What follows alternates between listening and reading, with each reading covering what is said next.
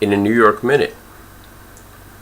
This is a story that comes from my days as a bouncer on the Lower East Side in Manhattan, a little over 10 years ago. I was working at this establishment from when they first got started. Hardly had anybody coming in there. Over the year that I was there, they grew quite a bit to the point where they would get promoters to come in. It was a lounge, small place, lounge restaurant. And it had gotten to the point where promoters were bringing in some good crowds. Some of the bridge and tunnel folk, as they deem it here. You know, people that get a little extra crazy and whatnot, that are from the outer boroughs and from New Jersey, which neighbors New York.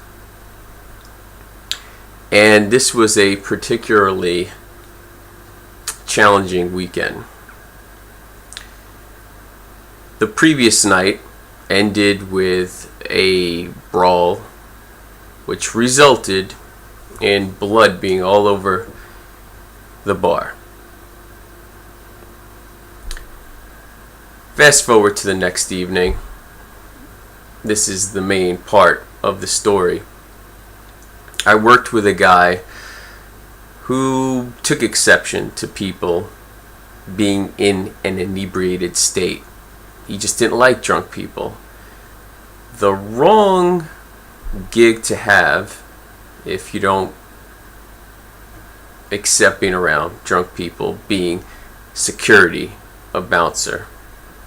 You don't have to like it, but you got to be able to roll with it. Got to detach. So I was at the door, as I usually was, and there was a commotion. I almost got run over. My supervisor and this guy that I just spoke of, who had the issue with drunk people, who was working with me that evening, had gotten into a tussle with one of the patrons. He happened to have a large Maglite flashlight, and whatever occurred, he struck one of the patrons, and they had spilled out into the front of the establishment. Soon thereafter, the police arrived. A few minutes go by, they're trying to resolve the situation, and the cops that were facing toward the street, as well as my supervisor, hear a sound and see something and immediately run down the street to attend to it. An individual had been hit by a car, and shortly after they had attended to him, my supervisor said he was shaken up. He was like, that didn't look good.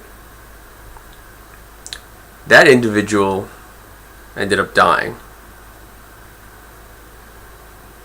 It turned out that that individual that was killed, it was a hit and run, was friends with my girlfriend at the time's twin brother from Tennessee. He'd been wanting to reconnect with this man for some time, and unfortunately found out about this unfortunate incident, and that he would obviously not be able to reconnect with him.